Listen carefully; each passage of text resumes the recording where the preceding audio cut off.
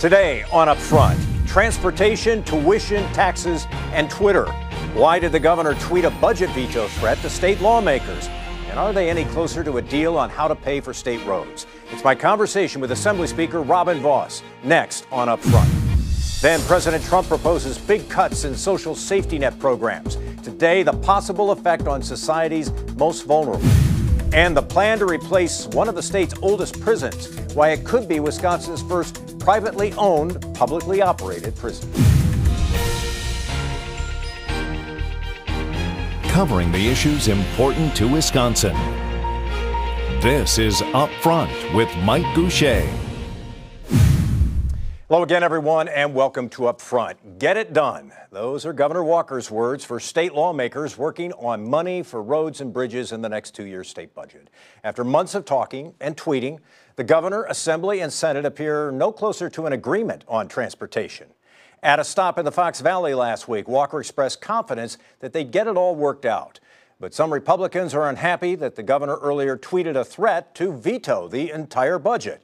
We're talking about transportation, taxes, and more today with Republican Assembly Speaker Robin Vos. Speaker Vos, good to have you back on the program. Thanks, Mike. I enjoy it. So you're going to be able to get it done as the governor asks? Oh, I have no doubt about it. I mean, first of all, I want to always No start... doubt? No doubt.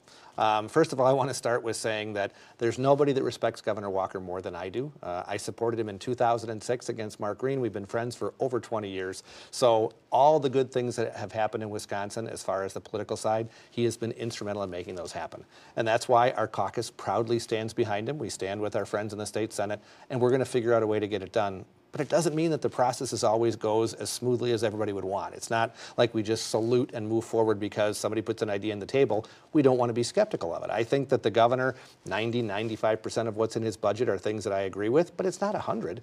And I think that while the governor is out there advocating for his beliefs, I have no problem with that. I hope he also is open-minded enough to say that on some topics, perhaps there's a better way, a better idea. And I think he did do that, even with our tuition freeze. So rather than the cut that he wanted, where many of our caucus had concerns since our tuition is already one of the cheapest in the Big Ten. We froze tuition for the 6th year, I think, in a row. So it's a very positive thing that we were able to find common ground. We'll do that on other topics, too. Are his tweets, and he's been tweeting more lately, telling you about his wishes for the budget, are they helpful or do they harm the process? Well, I'm somebody who really believes in looking a person in the eye, having the conversation, being able to interact and find the common ground that all of us have to look for. The governor's usually pretty good at that, so I give him credit for that.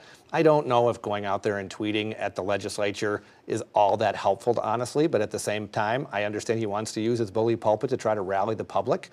For the most part, as I go around the state, especially around my district, most people want us to actually fix the roads. They want us to balance the budget and have good schools. And I think on all those things we agree. It's just a way to get there that's not always the same. Give me some sense, though. What is the common ground that you're going to find? You said you're so confident that you're going to reach an agreement on transportation.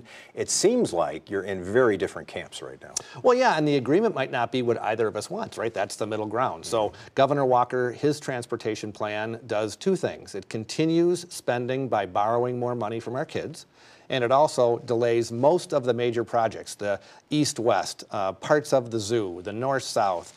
All of those projects are really put on almost indefinite hold. To me, that's not acceptable. I live in Racine County. It's one of our main economic engines, the I-94 corridor.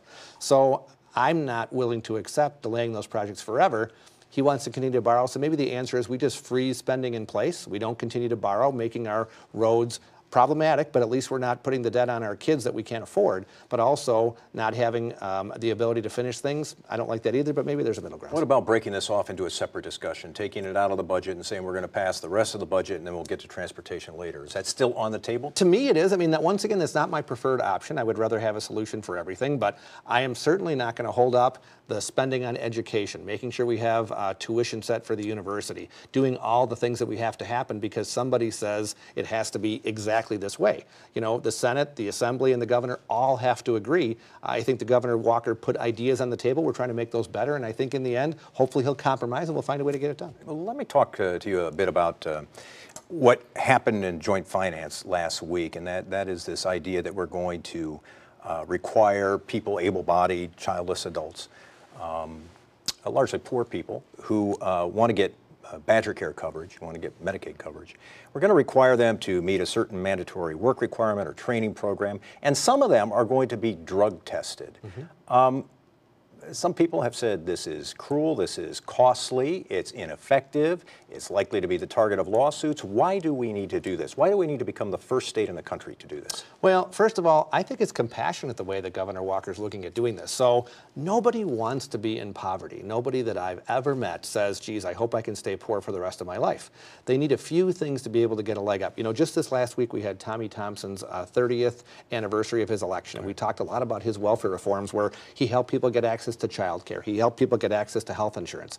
Those programs are still in place today. So if you're in poverty, you have access to health insurance, you have access to child care if you have kids, or if you're able-bodied, it means you're ready to work. So I think two things should happen. Number one, we want to find out ways to get them trained so individuals have a chance to go out and find that job.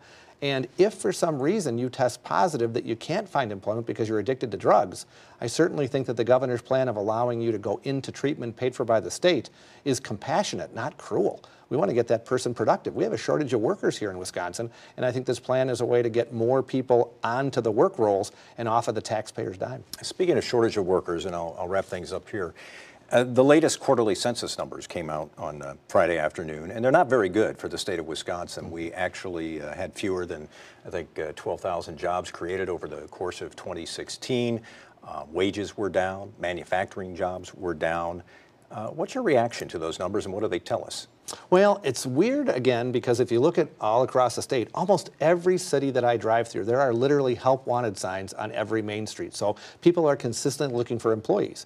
I know that we don't have enough high school graduates every year or college graduates to fill the jobs that we have wanting in our state today. So part of the concern that I always have is how do we have enough workers to be able to fill the pipeline of jobs we already have? And that's why we've been so successful. Our unemployment rate, what is the lowest in over 16 years? I think over time wages are increasing. That's a positive for us. And I think at the same time, we are seeing more and more prosperity around our state with people keeping more money in their own pockets. So those numbers don't trouble you at all? Well, I mean, I want to make sure I take a look at those because I just read the newspaper report like you did. But at the same time, I look at the data all around me, and it really shows Wisconsin that's prosperous, that's thriving. People are looking for work. Employees are looking to find new jobs. And a lot of times, employers can't find the people to fill a spot. That's a perfect thing for rising wages over time. So I guess I'm bullish on Wisconsin. I'm optimistic about where we are. Our budget shows it was such a large surplus.